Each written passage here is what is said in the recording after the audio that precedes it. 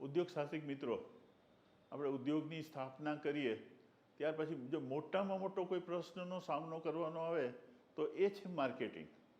ઘણા મિત્રો સારી રીતે ઉદ્યોગ શરૂ કરી શકે છે, ઉત્પાદન કરી શકે છે, પણ માલ જ્યારે વેચવા જાય ત્યારે ઘણા બધા પ્રોબ્લેમો આવે છે. તો આ પ્રશ્નોનો એક યોગ્ય નિરાકરણ આવી શકે.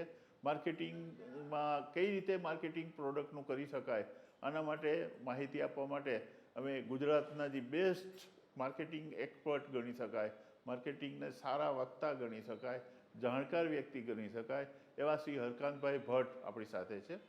શ્રી હરકાંતભાઈ ભટ્ટ સીઈડીમાં 35 વર્ષ સુધી એન્ટરપ્રેન્યોરશિપ ડેવલપમેન્ટ એક્ટિવિટી સાથે જોડાયેલા છે. એ પહેલાં ડાયરેક્ટ માર્કેટિંગમાં પણ જોડાયેલા છે. બહુ અનુભવી વ્યક્તિ છે, નિષ્ણાત વ્યક્તિ છે, જાણકાર વ્યક્તિ છે. તો એમની પાસેથી માર્કેટિંગ વિશે જાણીએ. શ્રી હરકાંતભાઈ ભટ્ટ, નમસ્કાર ભટ્ટ સાહેબ. નમસ્કાર. શ્રી ગણાતા સાહેબના ઉદ્યોગ સાહસિક મિત્રો, જે ગણાતા સાહેબે કહ્યું કે ભાઈ ઉત્પાદન કરવું અને માલ વેચવો, ઉત્પાદન કરી શકાય છે પણ માલ વેચવામાં સામેની વ્યક્તિ હ્યુમન બિંગ છે, એટલે કે માનવ છે અને એને જાણવો એ અઘરી વાત છે. પણ આપણે જોઈએ કે જે માનવ છે એ ગ્રાહક તરીકે આવે છે અને જ્યારે ગ્રાહક તરીકે આવતો હોય તો ગ્રાહક જે છે એ પ્રોડક્ટમાં અથવા તો સેવામાં શું માગે? સામાન્ય રીતે કોઈ પણ ગ્રાહક કે પ્રોડક્ટમાં અથવા સેવામાં લાભ માગે છે. મૂલ્ય એ હંમેશા મૂલવે છે. એને કઈ રીતે મૂલવે છે કે મને આમાં લાભ શું મળે અને એની સામે મારે ખર્ચ કેટલો કરવો પડે. એટલે સામાન્ય સંદર્ભમાં લાભો જે છે એ વધારે બતાડવા પડે એને ખર્ચ કરતાં. એ જે ખર્ચ કરે છે એના કરતાં લાભો બતાડવા પડે. લાભોમાં જો ગણીએ તો શું કયા કયા લાભો ગણી શકાય? તો એક તો પ્રોડક્ટ વાપરવાના લાભો, પ્રોડક્ટ વાપરવી સહેલી પડે. બીજું છે ઇમોશનલ ભાવનાત્મક લાભો, કે મને ઘણીવાર ઘણી પ્રોડક્ટ એટલી બધી સરસ ગમતી હોય કે જેને મને વાપરવાનું મન થાય એને કે એને બ્રાન્ડ લોયલ કહેવાય. ઘણા ગ્રાહકો જે છે એ એક જ પ્રોડક્ટ વાપર્યા કરે કારણ કે ત્યાં ભાવાત્મક બંધન આવી જાય. એવું એની સામે જો ગણીએ તો એક તો મને કયો ખર્ચ લાગે? નાણાંની કિંમત, મોનેટરી કોસ્ટ, કે જેમાં મારે ખરેખર મૂલ્ય ચૂકવવું પડે. પણ એટલું મૂલ્ય નાણાંનું નહીં, સાથે સાથે સમયનું પણ હોય. મને ઘણીવાર ઝડપી વસ્તુ જો મળતી હોય તો એનો વધારે મૂલ્ય ચૂકવવામાં ગ્રાહકને બહુ વાંધો હોતો નથી. એટલે હું સમયની કિંમત પણ ગણતો હોઉં છું. ઘણીવાર શક્તિ, મારી કેટલી શક્તિ એમાં વપરાય છે દોડવામાં કે એમાં. તમે જોતા હશો બુસ્ટની જાહેરાતમાં કે બુસ્ટની જાહેરાતમાં રનર્સને ખાસ કરીને કેવું ઝડપી કરી શકે, દોડી શકે એના માટેનો આમાં લાભ ઉમેરવામાં આવ્યો છે. ત્યાર પછી માનસિક, કે અમુક જે પ્રોડક્ટ છે એ પ્રોડક્ટના કારણે મને એમાં કેટલો લાભ મળશે, માનસિક રીતે મને ક્યાં સંતોષ મળશે. અને હવેના યુગમાં માનસિક સંતોષથી એક વસ્તુ આગળ થઈ છે. કયું? ડિલાઇટનેસ. ડિલાઇટનેસ એટલે અત્યધિક આનંદ. અત્યધિક આનંદ થયો છે. તો હવે આપણે જોઈએ મિત્રો કે સૌથી પહેલાં તો પ્રોડક્ટને ગ્રાહકો કેવી રીતે જોવે? તો પ્રોડક્ટને ગ્રાહકો 5 સ્તરથી જોવે છે. દાખલા તરીકે બોલપેન છે, માની લો આ બોલપેન છે, તો બોલપેનમાં કેન્દ્રવર્તી જો લાભો મારે ગણવા હોય તો કોને ગણી શકાય? બોલપેન હું શેના માટે ખરીદું છું? બોલપેનની કિંમત, બોલપેનનો દેખાવ, બોલપેનનો રંગ, એ બધું મારું સેકન્ડરી થોટ છે. પણ બોલપેનમાં શેના માટે હું લઉં છું?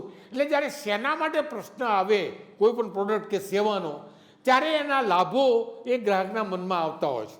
લાભોમાં જો ગણીએ તો એક તો સૌથી પહેલો જે કેન્દ્રવર્તી લાભ છે, હું બોલપેન શેના માટે લઉં છું? સારું લખાણ માટે.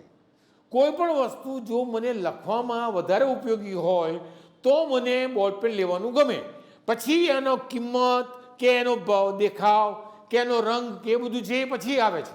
પણ કેન્દ્રવર્તી લાભોમાં, તો કેન્દ્રવર્તી લાભોમાં મને લખાણ, દાખલા તરીકે હોટલ.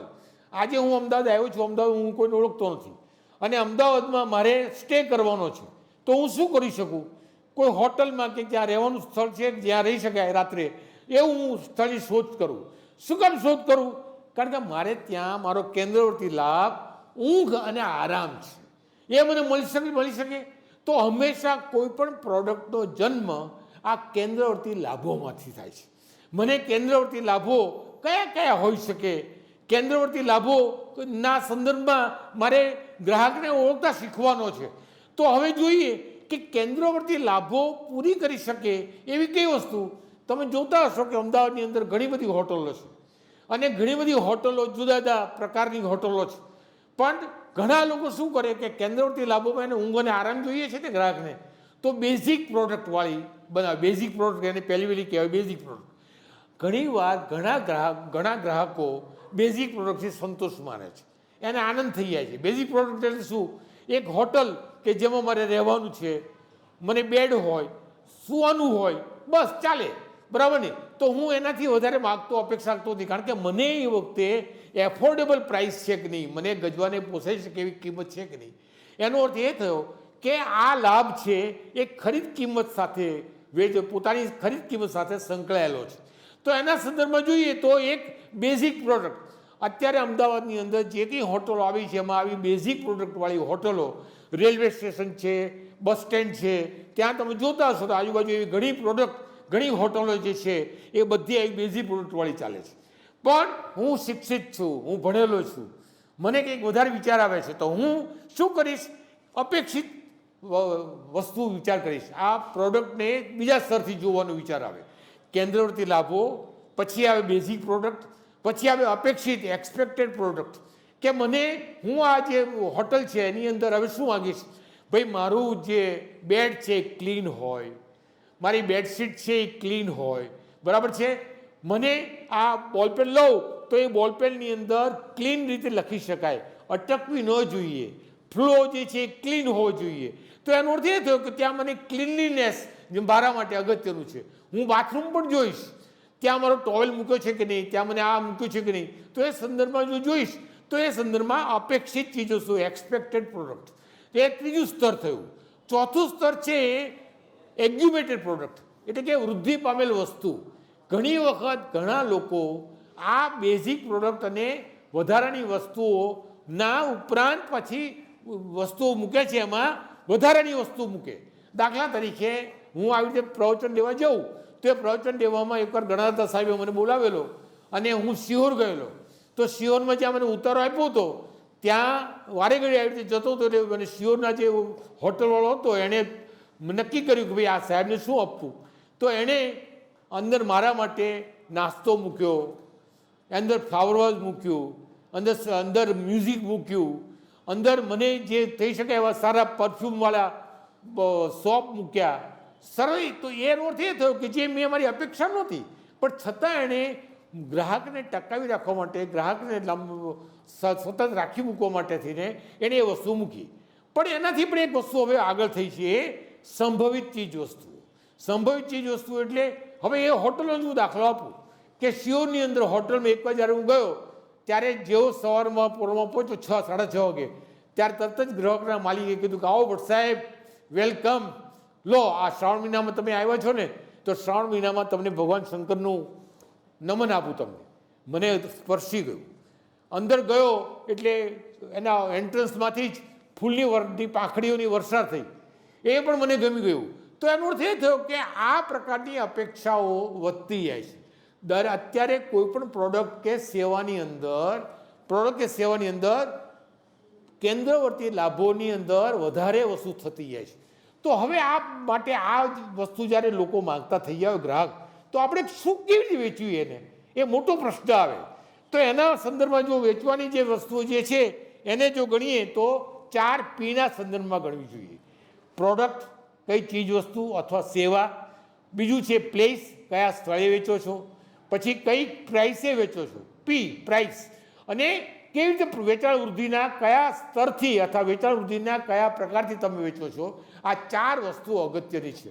તો એના માટે શું કહી શકાય? તો એક સૂત્ર છે AIDCA, આઈડકા કહેવાય. એ એટલે એટેન્શન.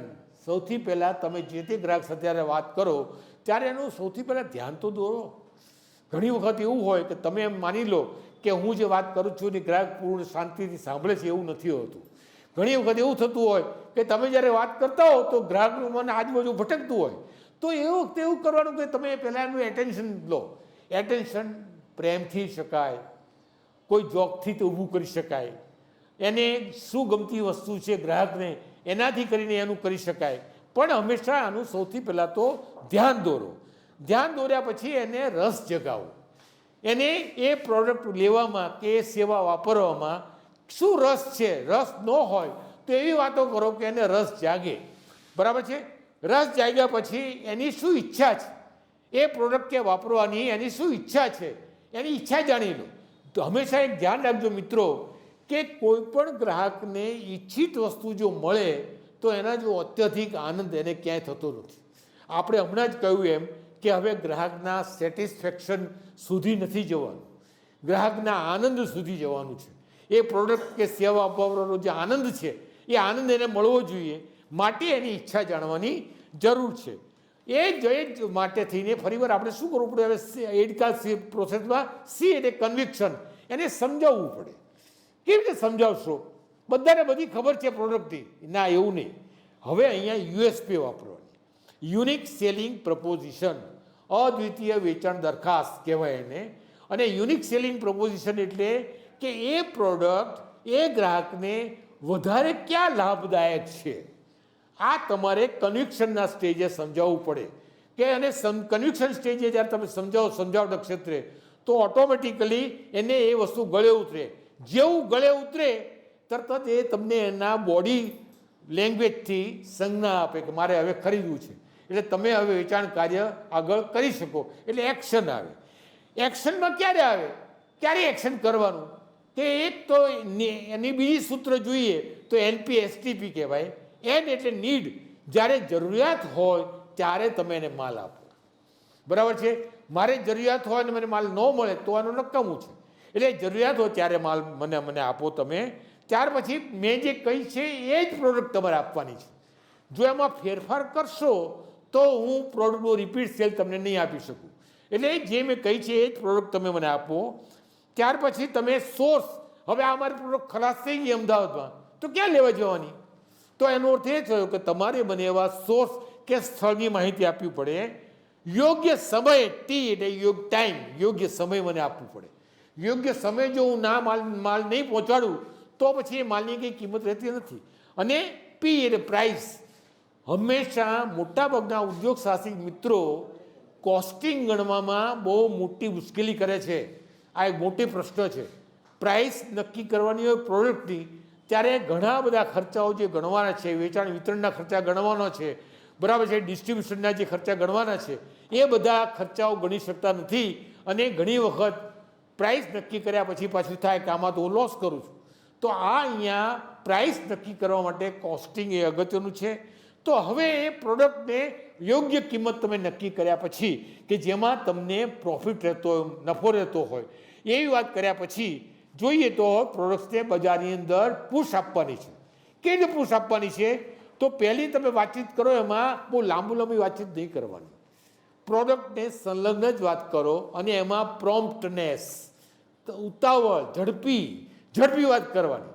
કેમ છો, કેમ નહીં ને એવા બધા જે ઘણી વખત જે એના આદાન પ્રદાનની વાતો છે એ થોડી ઓછી કરીને આપણે પ્રોડક્ટ કે સેવા જે આપવા આવ્યા છીએ એની કામની વાત ઝડપથી કરીએ. પછી ક્લેરિટી હોવી જોઈએ કે આમાં હું એને કેટલું ડિસ્કાઉન્ટ આપી શકીશ, કેટલો વટાવો આપી શકીશ, કેટલું કમિશન આપી શકીશ.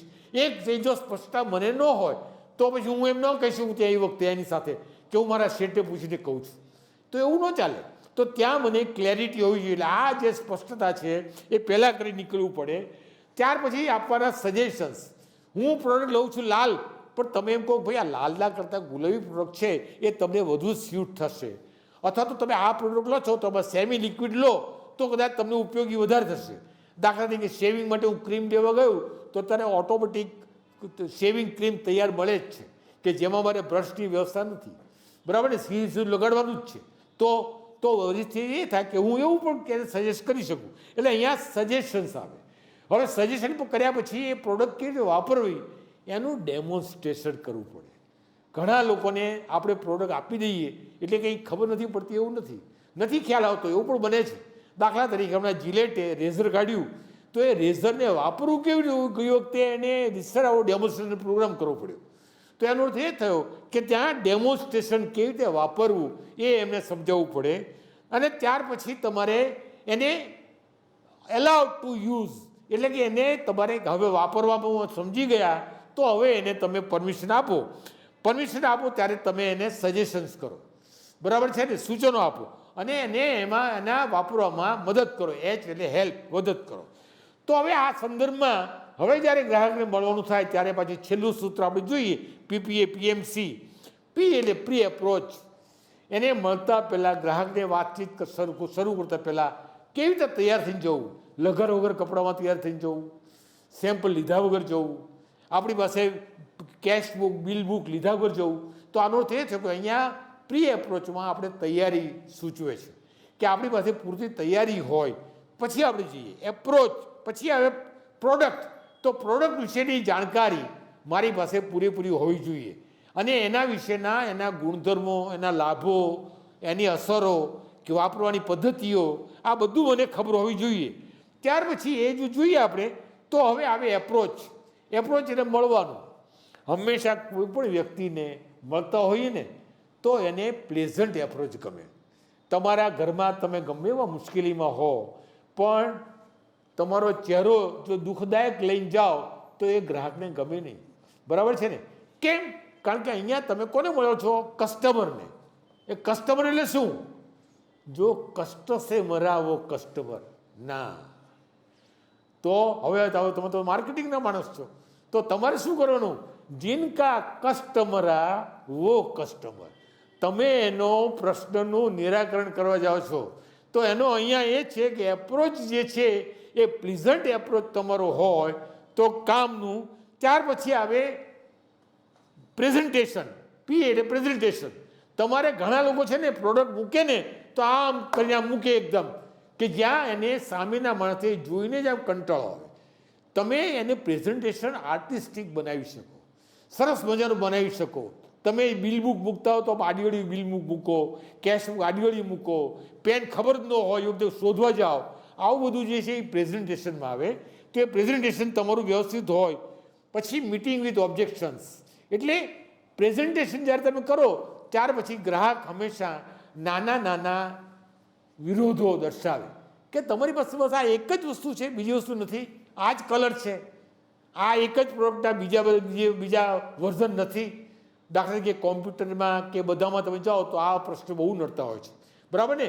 એમ સાડીઓમાં તમે જો, ધારો કે સાડી જે છે પ્રોડક્ટમાં તો બહેનોને તમે જોજો એના ઓબ્જેક્શન્સ બહુ રેઝ થતા હોય પણ છતાં વેપારીઓ જે છે એના ઓબ્જેક્શન્સ ધીમે ધીમે કરતાં એના સોલ્વ કરી નાખે. આ શું પ્રક્રિયા શું થઈ?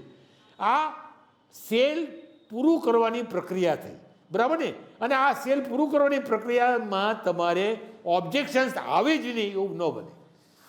વિરોધો કે ઓબ્જેક્શન્સ તો આવે જ પણ એ ઓબ્જેક્શન્સને હું ધીમે ધીમે કરીને એ ઓબ્જેક્શન્સ કેવી રીતે હું નિપટાવી શકું અને એને સેલ્સમાં પરિવર્તિત કરી શકું એ અગત્યનું છે. અને ત્યાર પછી જેવું એમ તમને કે હવે બનો હું લઈ લો, તમે લો આ ચેક, આ લો પૈસા, મને આપી દો પ્રોડક્ટ. પછી તમારે ત્યાં ક્લોઝ ધ સેલ કરો એટલે જતા રહેવાનું. પણ જતાં પહેલાં એક સરસ મજાની જોક કે એક આનંદદાયક પ્રસંગ મૂકીને જાઓ કે તમારે ગયા પછી યાદ કરે, બરાબર છે ને? હું તમને એક દાખલો આપું કે હું જ્યારે એકચ્યુઅલ સેલ્સ લાઇનમાં કામ કરતો હતો ને ત્યારે મારી સાથે MR પણ ઘણીવાર મને મળતા હતા. એક MRને મને ખબર હતી કે મારી સાથે એ સાથે આવ્યો હતો, હું કન્ઝ્યુમર પ્રોડક્ટમાં કામ કરતો હતો.